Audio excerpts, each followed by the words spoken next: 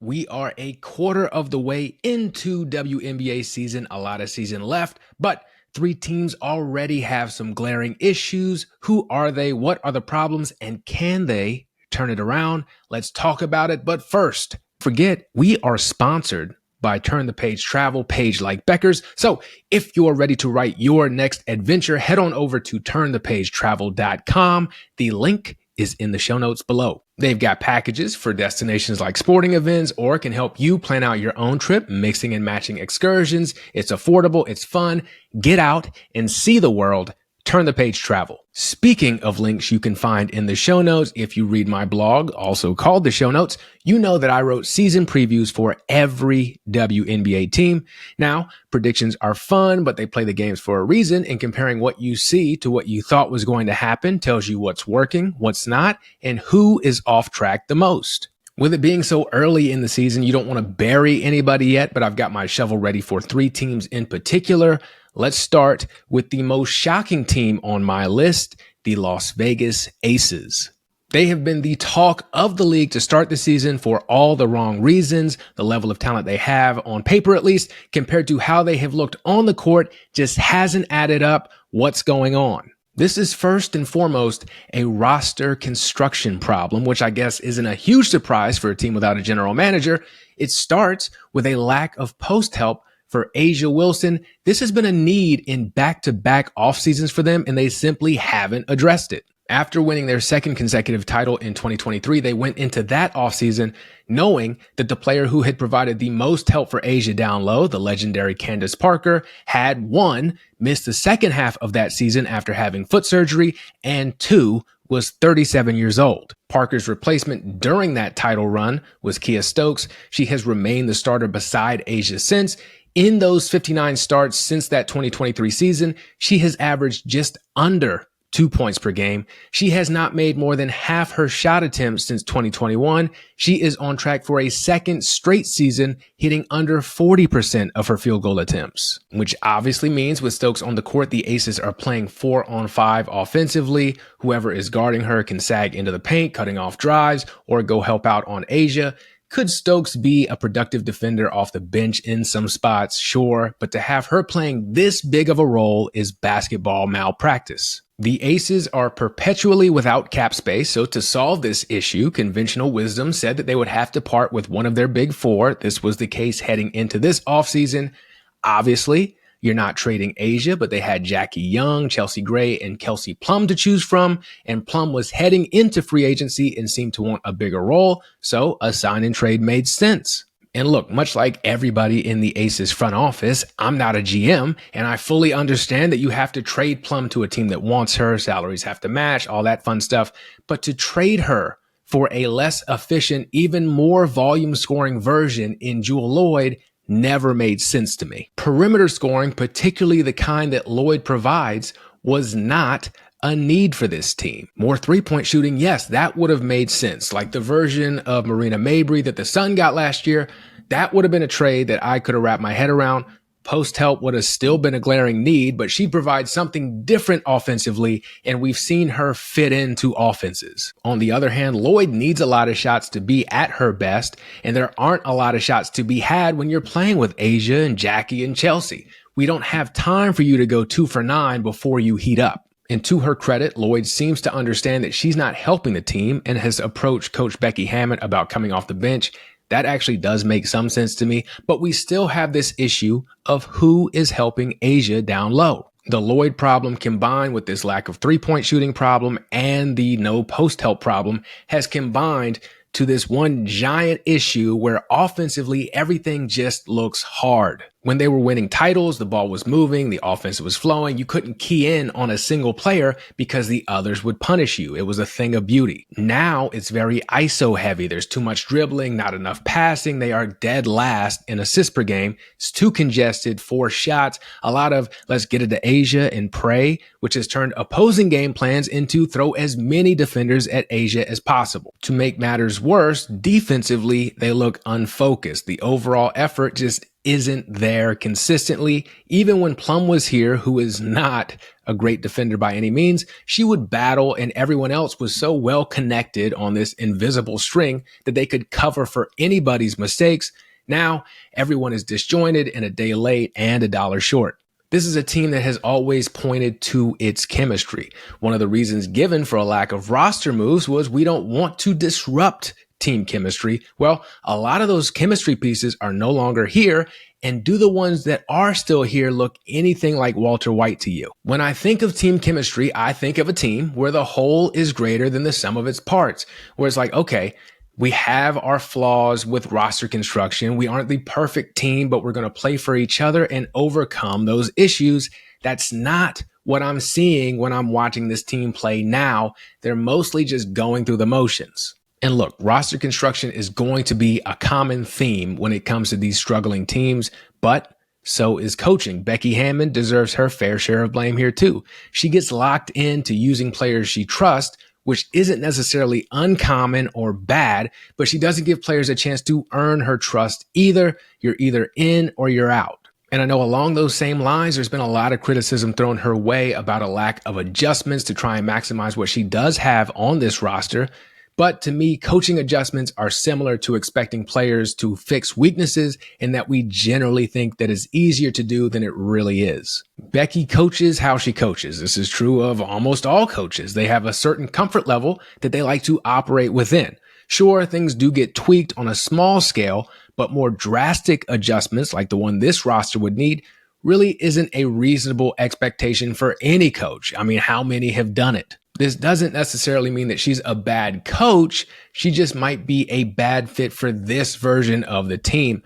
I don't think you fire her yet, but some coaches are better coaching young, developing teams. Some are better at coaching those fringe contenders, and some are better at taking a contender to that championship level. I think Becky has clearly proven that if you give her a championship roster that needs to get over the hump, she can get it there. That is not as easy as it sounds. There have been plenty of title rosters that haven't won anything because the last step to do it is hard as hell. We saw it with the Aces' previous coach, Bill Laimbeer. Great coach, just couldn't get over the hump. Becky did. She can. But a roster like this one that really doesn't know what it wants to be isn't going to be the best fit for her. It's like expecting Kia Stokes to turn into Chelsea Gray or Gray to turn into Asia. Your skill set is your skill set. That goes for players and coaches. So what can be done? Well, this season, not a lot. They're counting on Cheyenne Parker-Tyus coming back from giving birth and helping, but it'd be wild to expect a huge difference from that, considering what it means to have a kid and get back into shape. They probably should make a move, but I don't think they will. It's much more likely that they'll just ride this season out than start over during the 2026 offseason when damn near everybody in the league is going to be a free agent. As bad as things have gone, I still expect them to make the playoffs this year, but this is just a great reminder of how short title windows can be, the limits of team chemistry, and how just because you're on top now doesn't mean you should stop improving. Another team that has dominated WNBA news with how much of a mess they've been to start the season has been the Chicago Sky. Unlike the Aces, they do have a GM, but maybe they'd be better off without one. Let's just walk through these moves that Jeff Pagliacca has made. Started off as a mixed bag. Trading up a pick to draft Angel Reese last year was fine, especially since she went on to have a historic rookie season. But giving up a 2026 first-round pick swap to the Lynx to do so was confusing because Minnesota wasn't going to draft her, and nothing's come out about any other teams that were looking to move up to get her either. Just wait one more pick, don't give anything up, and take her there. He did snag a first-round pick and a 2026 first-round pick swap of his own from the Sun in the Marina Mabrey trade, where he didn't have a ton of leverage, but the players he got in return, Rachel Bannum and Mariah Jefferson, haven't come close to equaling Marina's production. He fired Teresa Weatherspoon after just one season as head coach, despite her nearly making the playoffs during a chaotic year with injuries and just general mess. However, he did manage to hire Aces assistant coach Tyler Marsh as her replacement. Marsh was a key part of the Aces back-to-back title runs and is a player development genius, so a great fit for a young Sky team. However, this offseason, the Pagliacca moves have gone completely off the rails. He didn't seem to have an accurate appraisal of where the Sky were in terms of their timeline. His moves were those of a GM who thought he had a team in the top third of the league. Rather than keep their third pick in this year's draft and pick a player that the player development mastermind that they hired could develop, they traded it for an established vet who appeared to be able to fill a need in perimeter scoring. Now, that player, Ariel Atkins, has not been especially consistent or impactful, and that's kind of been the story of her career. She has filled roles well for teams, but she's not someone you would necessarily build around and expect to win a lot of games. To make matters even worse, the players the Mystics selected with the Sky's third overall pick, Sonia Citron, has been precisely the two-way threat Chicago was hoping they were getting in Atkins. But instead of having this more effective player who is 7 years younger with loads of potential and fits with their actual timeline, they have Atkins. They had 2 more first-round picks at 10 and 11. At 10, they selected Aisha Siuka, hope I said that right, from Slovenia. By all accounts, the potential is there, but she was a draft and stash player, and we don't know when she's going to come over. If you're looking to win now, if you think you have the capability of winning now, doesn't make a ton of sense to draft a player who is not coming over to contribute now. They used the 11th pick on Haley Van Lith, and then they used an early second-round pick on Maddie Westbeld. I think it's both harsh and silly to judge rookies based on 10 or 12 games, but based on what we've seen so far, these picks also don't make sense with the rest of what Pagliacca has done. If you're looking to win now, then you need to address your immediate needs. Heading into the draft, the Sky needed point guard play and three-point shooting. As good as Van Lith was last year at TCU, we saw her playing full-time point guard the year before at LSU. Sure, some of her struggles could have been on Kim Mulkey, but Haley was initiating the offense from damn near half court most of the time, and she did very little creating for others. I just haven't seen a lot from her based on her handles and how she moves that would make me think that she is comfortable playing most of her minutes at point guard. And unfortunately and unfairly to her, she's been forced to do just that due to Courtney Vandersloot tearing her ACL, and it hasn't been pretty. Again, the defensive pressure is forcing her to initiate the offense from way too far away from the basket. She isn't creating for others or even herself at this point, which was one of her main strengths. When you talk about who they passed up that could have filled this role, look at fellow rookie Tahina Paopao and how she's looked for the dream, especially when she had to fill in for an injured Jordan Canada, and it's like night and day. There are improvements to be made for sure, but she looks confident, decisive, and of course is a much better three-point shooter than Haley has been. WNBA mock drafts are generally pretty terrible, but there's a reason why Powell was in every mock draft going to Chicago. It seemed like a great fit. And don't get me wrong, Haley would look better if she were in Atlanta too because they just have a better team. But I was shocked that Chicago passed over Powell for Haley when Powell has consistently looked like a better prospect for some time now. They actually passed on Paopao another time with that early second round pick, opting to take Maddie Westbeld out of Notre Dame instead. She certainly has an intriguing skill set for her size, but she's a ways away from being able to contribute consistently, and she plays a position where there's a logjam. She hasn't played a ton. She's probably going to need some time overseas to develop. And I'm not going to pretend that there were a ton of players drafted after Maddie who are contributing a ton right now. But if you're not going to draft Tahina Paopao, then maybe Lucy Olsen to bring some of that three-point shooting that I've been talking about. And to be clear, none of this is the fault of these rookies. They have simply looked how rookies look. This is more to point out how inconsistent this roster building strategy has been. It has not made sense, and it's left the Sky with one of the least talented and cohesive rosters in the league. The plan appears to be to build around Angel Reese and Camila Cardoso based on their performances as rookies and play in the offseason in Unrivaled in China. That's understandable. However, that's even more reason to be intentional about filling those point guard and three-point shooting needs. They brought back Vandersloot, and it certainly hurts that she's going to miss the rest of the season with that ACL injury. But why was the point guard plan 36-year-old vet in the twilight of her career? Now, she may not have signed with the Sky if she wasn't going to be the starter, but I also don't know if she should have been the starter or played the minutes she was playing. They got rid of backups Dana Evans and Lindsay Allen, who both needed a change of scenery, but who did they bring in to replace them? To me, if she were healthy, Vandersloot at her best is a bridge point guard to the next generation of point guard, the point guard of the future. Who is that on this roster? Is it Van Lith, who is not a natural point guard, more of a tweener? Or is it Mariah Jefferson, who's banged up and has spent the majority of her career as a backup? No matter where you are in your timeline, these can't be the answers. You are stalling the development of your franchise cornerstones by not having players who can get them the ball on this roster. And you're stalling that development so bad that it raises the question of should they even be the franchise cornerstones. They each have elite skills, but they also have glaring holes in their games. You already know the story on Angel Reese, generational rebounder, a good passer, but not good enough at handling the ball or making quick decisions to justify some of the point forward stuff that they've been trying with her this season. But I guess you do have to find out if it's possible. And of course, her much documented struggles with scoring, especially around the rim. If we're realistic about Angel's ceiling, she has the potential to be an elite role player. I don't envision a scenario in which she's a consistent high-level scorer or turns into some sort of Alyssa Thomas light with her ball handling and playmaking. But still, elite role players are elite. That's the first word. Could I be wrong and she develops into more than that? I mean, it's early enough that you certainly have to see, like I said, but I do think we have our answer. Makes more sense to put her in positions to maximize the strength we know that she has.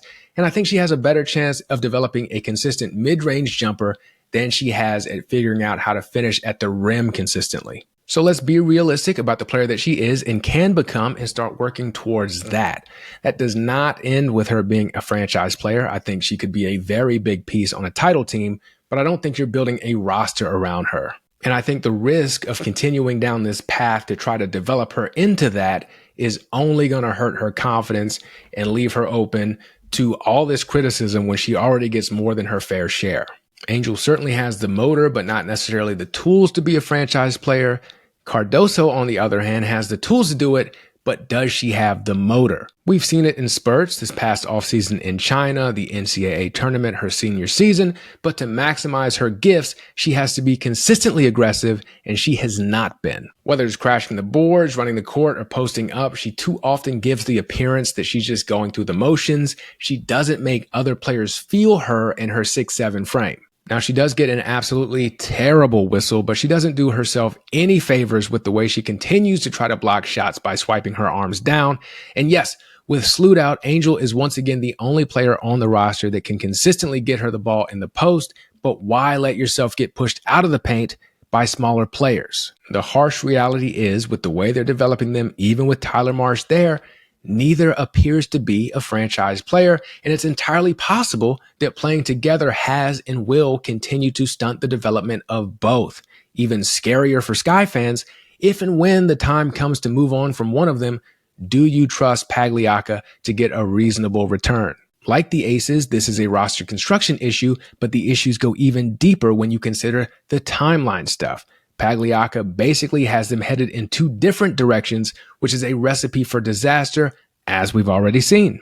It's already wasted the potential of one coach who I do think will end up being good at what she does, and they're on track to do it to another coach. I don't see a fix this season other than to lean into the development aspect of things, since they don't have a realistic shot of making the playoffs outside of some Angels in the outfield type miracle. Again, this makes them not having control of their picks even worse. Like everyone else, they do have a lot of salary coming off the books for next offseason. My big concern is who would want to come here. I mean, everyone will be competing for the same free agents and have money to spend. Why Chicago? What have you seen from Pagliacca in the front office that would entice you to come here? At least with the Aces, you can tell yourself, oh, they aren't that far removed from competing for a title. They do have some great pieces here. Maybe I can be one of the last pieces of that puzzle. Nothing here in Chicago would make you think that. In fact, I fully expect them to overpay for at least one free agent that will begin this cycle once again. And finally, a team that wasn't necessarily supposed to be a contender, but was certainly supposed to look better than this, the Dallas Wings. They brought in Kurt Miller as GM. He spent all offseason wheeling and dealing. He hired new coach Chris Koklanis. They got the first overall pick and drafted Paige Bueckers. What's going on? By the way, that's Paige, as in turn the Paige Travel, where you can write your own adventure, treat yourself like you're a national champion Yukon Husky, and take yourself on a trip to Disneyland to celebrate the 70th anniversary of it being open. Check out the park, meet some Disney princesses, the whole deal. Fun for the whole family and affordable as well. Turn to pagetravel.com. Check out the link in the show notes. Now, Some of the hiccups have been out of their control. Paige was injured for a bit, and my pick for 6th player of the year, Ty Harris, is out for the season with a knee injury. These are things that are hard to overcome, and you can't expect the team to control it. But where are they messing up? This does feel a lot like a coaching issue. Koklanis was billed as a defensive mastermind. The Wings have given up a lot of points the past couple of seasons, so it makes sense they would want to hire someone to fix that. Well, they are still giving up a lot of points. Now, in the past, they were able to offset that a bit by also scoring a lot of points. This season, they have regressed to being middle of the pack on offense. When you look at who is getting the bulk of the shots in Koklanis' system, that's not shocking. Arike Ogunbowale has never been known for her efficiency. Few players can get as hot as she can get, but also few players can go as cold. She's averaging the fewest shot attempts of her career at 15 per game. Typically, in that situation, efficiency would go up. That's not the case here, though, as she's shooting career lows from both three and the field in general. Second in field goal attempts has been Paige. She's been excellent. But after her, we have Dejanay Carrington.